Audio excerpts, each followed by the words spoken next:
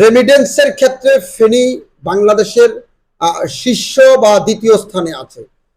কিন্তু সারা বাংলাদেশে যে সমস্ত প্রবাসী ভাই ও বোনেরা আছেন তার মধ্যে ফেনী নোয়াখালীর মানুষ সবচেয়ে বেশি প্রবাসে থাকেন এবং তারা বাংলাদেশের জন্য সবচেয়ে বেশি রেমিডেন্স পাঠান।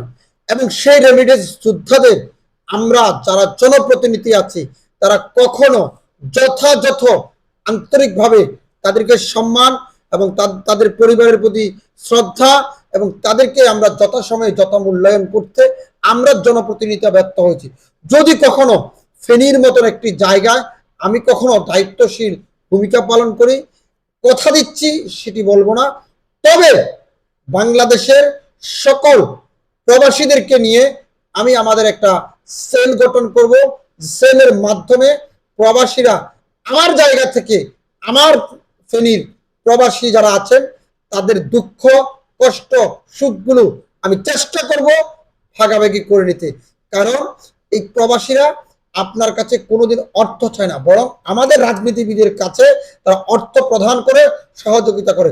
প্রবাসীরা শুধু চায় তাদের নিরাপত্তা, তাদের সম্মান, তাদের যে ভালোবাসা সেটি চায়। একজন প্রবাসী দেশের বাহিরে 20 ঘন্টা 18 ঘন্টা অনেক সময় 24 ঘন্টা তারা পরিশ্রম করে, সেই পরিশ্রমের অর্থ আমাদের পরিবারকে পাঠানো হয়, আমাদের মসজিদ মাদ্রাসায় পাঠানো হয়, আমাদের বিভিন্ন অবহেলিত নিপীড়িত নির্যাতিত এবং হতদরিদ্র ব্যক্তিদের মাঝে সেই প্রবাসীদের হাতটুকু বাড়িয়ে দেয়।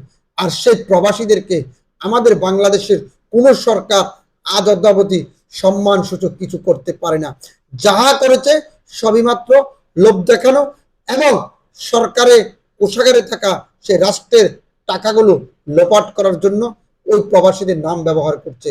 আমি আবারও বলছি, বারবার বলছি, ফেনী নোয়াখালী যে প্রবাসীরা আছেন সে সমস্ত প্রবাসীদেরকে নিয়ে আমি একদিন কাজ করব এবং সেটি নিঃস্বার্থ এবং প্রবাসীদেরকে আশা দিয়ে নয়, আমি আমার অবস্থান থেকে আমার অর্থায়ন থেকে আমি আমার সর্বোচ্চটা প্রবাসীদের জন্য দিব।